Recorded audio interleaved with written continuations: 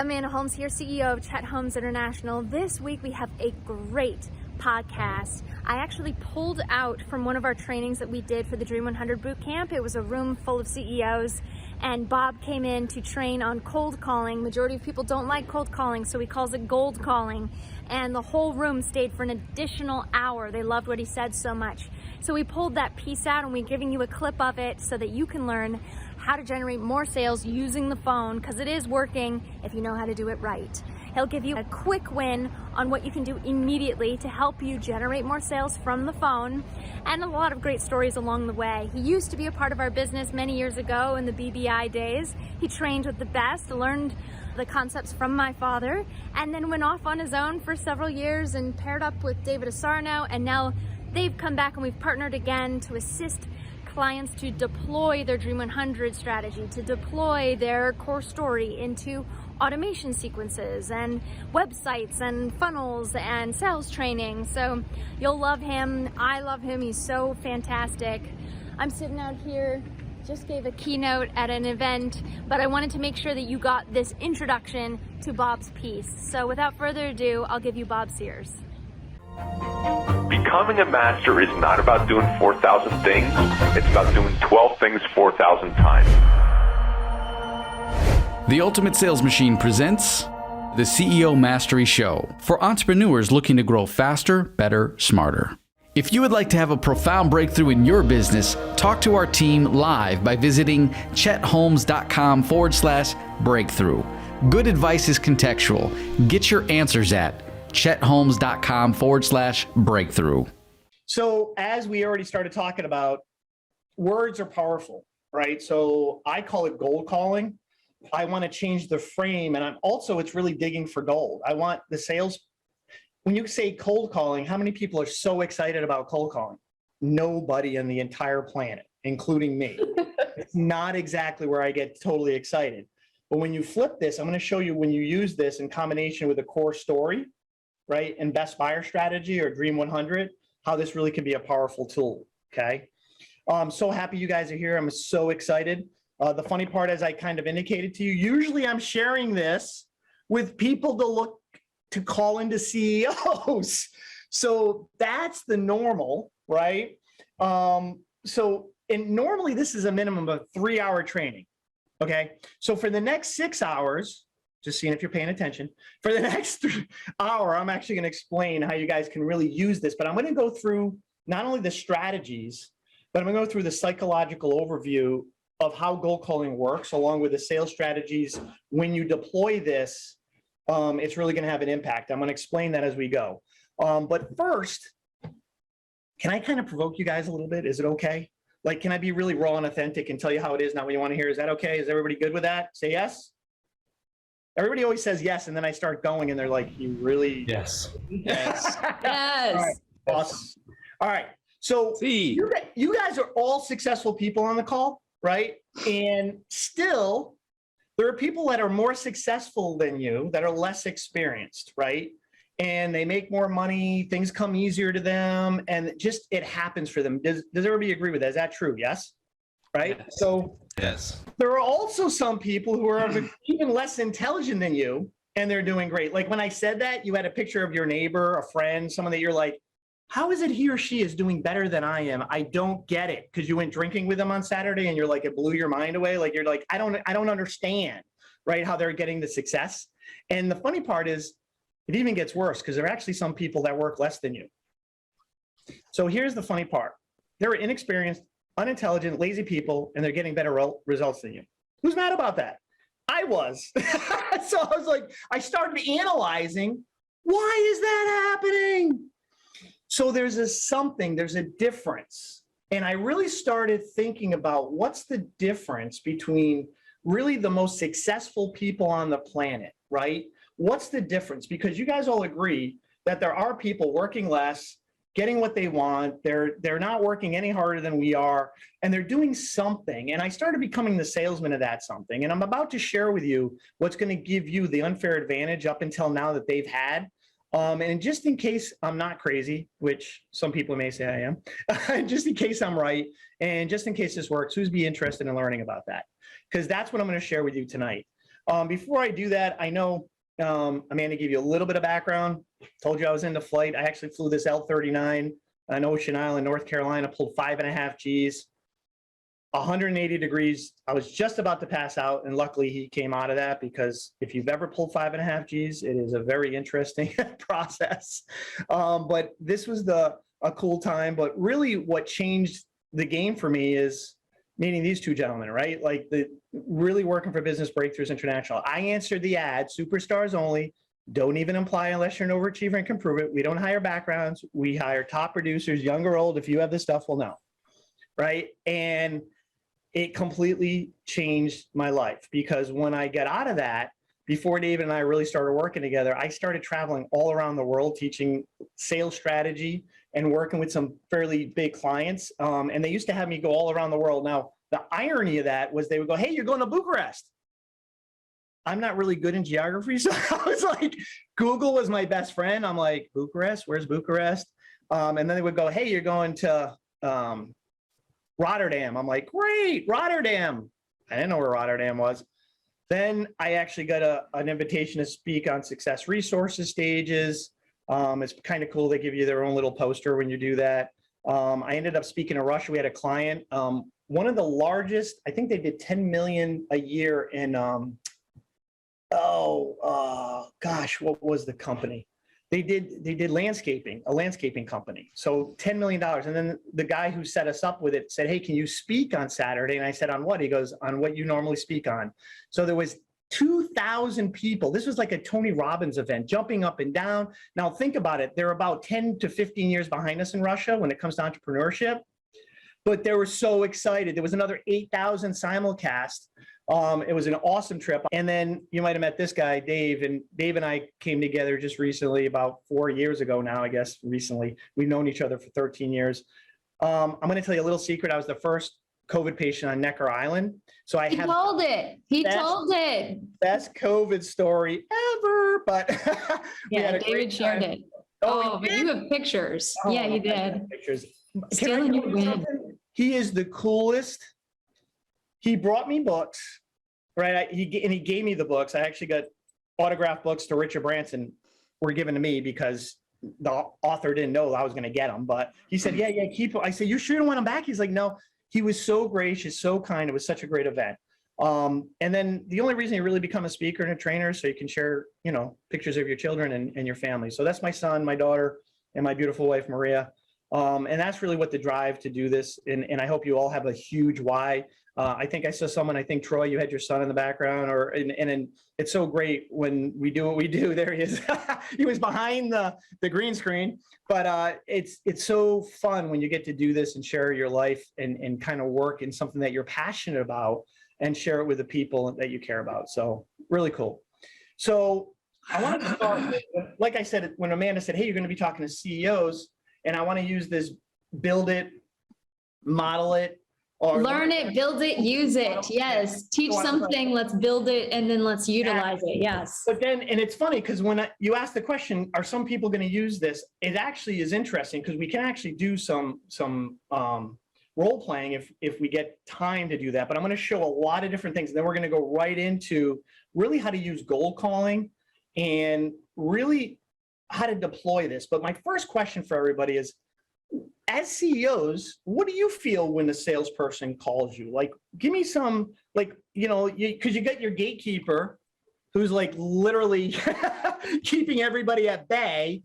Oh, by the way, realize there's some people in that group that could actually give value to you guys. So it's really, how do you evaluate a salesperson when they actually get through? What are some of your thoughts, and what do you feel when a salesperson calls you? What are you looking for?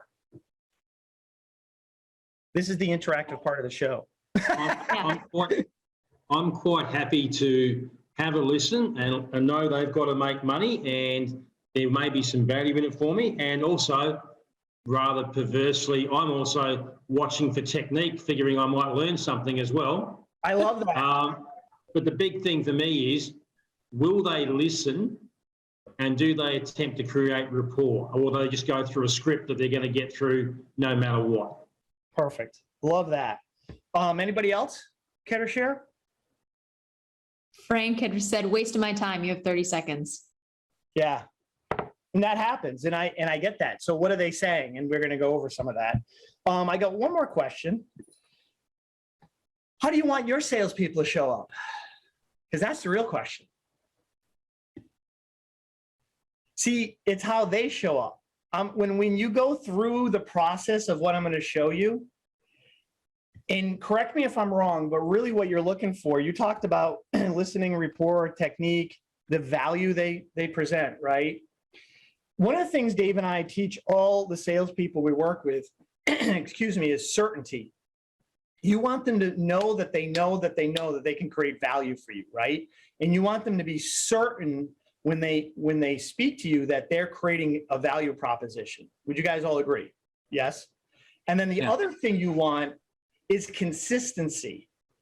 So we're going to show you, I'm going to show you like how we do that with those going through the voicemails. Like I'm going to go through the voicemails. I'm going to go through the scripting. I'm going to show you how you position that, why it's positioning. And that's going to really be what we're going to do over the next little bit, because I need you guys to understand the process of sales in a way that every time I teach this, people go, I've never heard anybody really position it this way before. And I've had people that have like just gone through every sales training and they're like, I've never really seen it positioned the way you position it. Okay. So I'm going to go through that just so you guys really get some value, and then we can transition into the back end of this.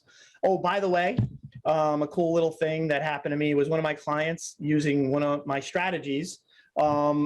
Actually, I'll share with you, I think, if you guys are excited to know, but they went from 1.2 to $2.2 million in 24 hours. So if you guys want to hear about that, I'll leave an open loop here.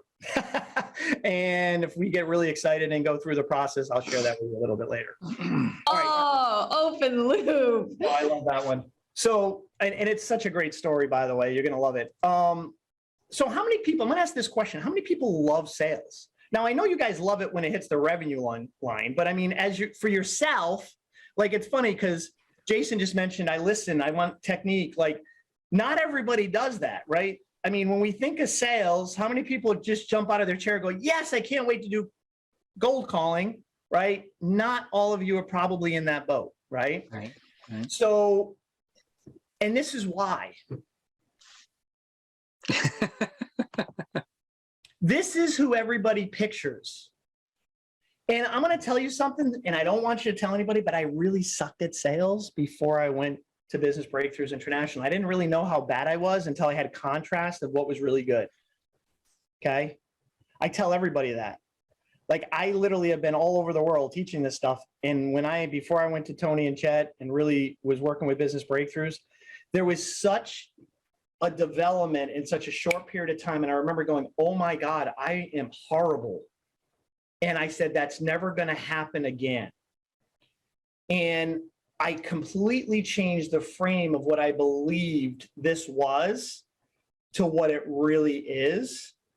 And the challenge with sales is everybody pictures this used car type of guy selling. And here was the difference. And this is actually what I've been teaching probably now for going on 12, 13 years, is moral obligation selling, helping clients through a threshold of making an informed decision in their own best interest. Now, I'm going to say that again, helping clients through the threshold of making an informed decision in their own best interest. What does that mean? So one of the things that I'm going to teach you in a little bit, psychology-wise, is I do a lot of takeaways. So like, I start things with like, this may not be for you, because I want to be the first one. If I actually go through the discovery call, the information call, the value call, and I go, you know, John, this really isn't for you. Like, there's not a good fit. I don't think we can create the value proposition that I thought we could for you. So frankly, I think it's not best that we move forward. By the way, ironically, when you're really super honest and raw and authentic with people and you actually mean it, guess what happens? They're like, no, I want to do it. And I'm like, no, you don't understand. You really shouldn't do this. And I have to explain why, right? The value proposition is going to work for them. It's kind of ironic. And I'm going to go through that psychology in a little bit. And here's why. If I do a really good job throughout the process of the sales cycle, and I give them a tremendous value, and I really recognize that the value proposition isn't there, and I'm the one, like Jay Abraham talks about, is really being like, hey, I want to be the person who's responsible for them, and I say, this isn't a good fit for you, I can ask for a referral on a no. This is an optimization point. So it doesn't take any more time, effort, and energy if I say, hey, listen, John, this really isn't for you. Here's why, blah, blah, blah, blah, blah. But listen, now that you know who we are, what we do, how we really care about our clients, hey, is there anybody you know that I could work with in the future? Is there anybody that you can think of right now that maybe this would be a fit for? So actually creating a leverage point on a no doesn't take any more time, effort, and energy. And you might ask 100 people and no one gives you one, but you might get one that's the biggest client you ever had. So think about that. So that's time, effort, energy. Yeah. By the way, I changed ABC from always be closing to really always be caring about the client. That's the key concept. And really how you get your salespeople, especially in cold calling, to really, you all here have awesome products and services that you offer, correct? And you know that the client's life is going to be better if they have them in their world. By the way, and I'll share this with Amanda, she doesn't know this, but this is where the flip came for me. I knew if that someone didn't sign up with Business Breakthroughs after I had analyzed their business and went through the script and kind of learned what they were doing, I knew that they were going to be worse off without us. And that made me so passionate in caring for them. It was never about me. In fact, if you listen to some of my recordings, which is kind of funny, I literally would say things like, if I really couldn't push them forward, I'd say, I'm screwing this up for you. Let me get another salesperson. And you're like, what? Because they knew I cared about them. It wasn't about me. And when your salesperson can disconnect from the outcome, and this is the secret, is caring about the client and really caring about them and not caring if they move forward or not. That disconnection with really a high rapport and being very raw and authentic with them, it just blows their mind away. And when I teach this and I actually have my clients use this, they're like, oh my gosh, this works like gangbusters, like me not caring. Because remember, when you're in high resonance with somebody, they actually feel what you're feeling. So you get in high rapport to build because you want to help them. But then once you start thinking, oh, good, I'm going to close them, right? What do you think they're thinking? Oh, he's just doing it to close me. So it's a very fine line. And you have to understand that you actually resonate back and forth. So we're going to get into that. But really the key here is to be raw, real, and authentic, right? We're all human beings. Be attentive. That's another part of this, is really being attentive, listening. Listening is, everybody always asks me, what's the most important thing in sales? I'm like, listening skills. And it throws everybody off because they're like, it's not speaking. I'm like, no. The only way you know what to say is when you listen to the client. I was hot seating someone today and I said, you missed an opportunity. They were fearful there. They didn't say it, but what they did say led me to believe that. Did you feel that emotion? Did you talk to them about that? He's like, no, I didn't. I said, you missed an opportunity. You've got to listen more. And he was like, and you can actually sense and feel where clients are, okay? And then you're going to be emotional. And when you layer this strategy in with passion, right, about the product and service you're delivering, and you combine it with a core story, right, the core story, the elements of the core story and the Dream 100, oh my gosh, you have the ability to deploy this at a level that most people can't even think about, okay?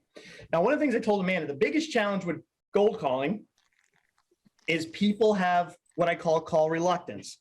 For some reason, this phone that they could be on almost every minute of the day, when they go to make cold calls, it becomes 350 pounds and they don't want to pick it up. It's called call reluctance. They're scared. And here's what it's about. They're scared to call out to people and they're concerned about the opinions of people that they never met. They never met them. And yet it's a concern. So there's a strategy to help your salespeople deal with this. And this is a picture of my family. And what I tell the clients I work with, I said, I want you to take a picture of your family and I want you to keep it by your desk at all times. And here's why. I tell them when they have that picture in front of them and when they're concerned about making a cold call, right? And this challenge arises, by the way, how many people know this is real? You have salespeople making cold calls and you're looking at the numbers, you're like, why aren't, like, they got a whole day and they're making like 15 calls? Like, what's up with that? That's call reluctance. So what I tell them is you want to look at the picture of your family and you want to say, the person I was about to call that would have produced money and stability for us, his opinion of me and my fear are more important than my family at this moment in time. That is why I'm not picking up the phone and doing what I need to provide for you. And you see how that actually does a total perspective switch, because who here, their big why is their family? Can you imagine doing that? But do you know how many salespeople will not pick up the phone because they're concerned of the opinions of someone that they've never, ever, ever met in their entire life? That's what call reluctance is, folks. And I've never actually seen a strategy beyond this that actually breaks them through that almost instantaneously, because they don't have, I'm not going to do the why. There's a certain way I teach how to get to your why, but just understand, when you understand that most of it's family based, that'll do it. So I highly recommend you have your salespeople put a phone or put a picture of their family in front of them and share that with them, because it really does change the game almost instantaneously. I'm going to go through, and you guys are all pretty acclimated with this because this is out of the Chet playbook. And I'm telling you, but it's really important, because if you're looking for salespeople, I want to explain why this is so important. Most salespeople have empathy. They care about your clients. They do. That's, they're empathy driven. It's actually one of the reasons why, you know, if you analyze sales from the beginning of time, what's the biggest gap that salespeople have? They don't ask for the close, right? There's a reason. It's, again, call reluctance. It's because they don't have the ego strength, not I'm better than anybody else, but they can handle the rejection. Now, what happens is I want to do the flip. Remember the guy that I showed you, the sales guy, the used car sales guy? You know, the guy that can close like a freight train? If you have one of those, guess what the problem is? They're not connecting. They don't have empathy. So there's two challenges, right? So the way this worked for me, I had empathy, but I was scared to close because I didn't have the rejection armor.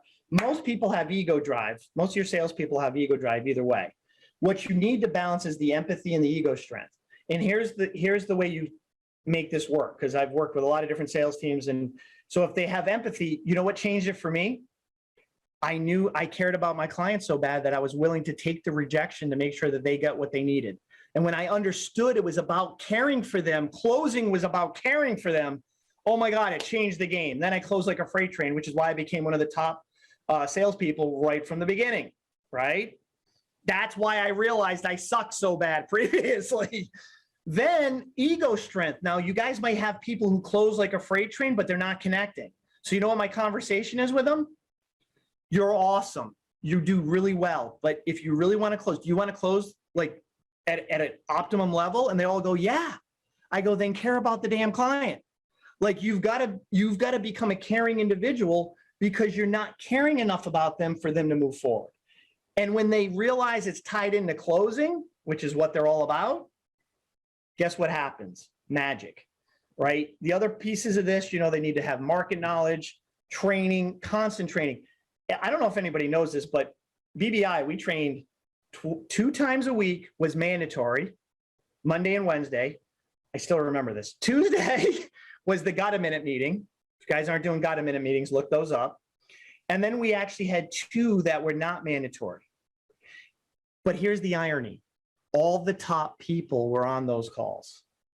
And I learned more about sales. The other thing I want you to understand when it comes to salespeople and the psychology of what they do and where they spend most of their time, there's 2 things you need for every sale. And no one brings this up. You need to have someone who's interested and qualified. What happens with salespeople is they find someone who's interested and they're so dang happy that they'll spend a freaking day with them. And then they'll be like, what do you mean you're broke? Like, and I'm like, what are you doing? You need to find out when they're interested, are they qualified? And then it's funny because some people have millions of dollars, right? They're clearly qualified, but they're not interested. And it's funny how we spend too much time, effort, energy. Now, Dave and I have the same philosophy like Chet did, that, you know, we got a little bit pig-headed discipline, and no is not now. But don't spend time, effort, energy with someone who's not now. Understand that you're going to reconnect with them at a different time, and make sure when they're interested, you're there, not spending time, effort, energy with them when they're not, okay? I know it seems like a simple thing, but I see this happen in every sales team I work with. And this came up in a training I did today with some sales team. They go, oh my God, I started realizing I'm spending time with people who are not qualified, and it's burning my time that I could be spending time that we're both interested and qualified. Subscribe for more videos. Claim your free Chapter 4 of The Ultimate Sales Machine. This chapter helps you get 9 times more impact from every move you make. Visit ultimatesalesmachine.com. This has been the CEO Mastery Podcast, brought to you by The Ultimate Sales Machine.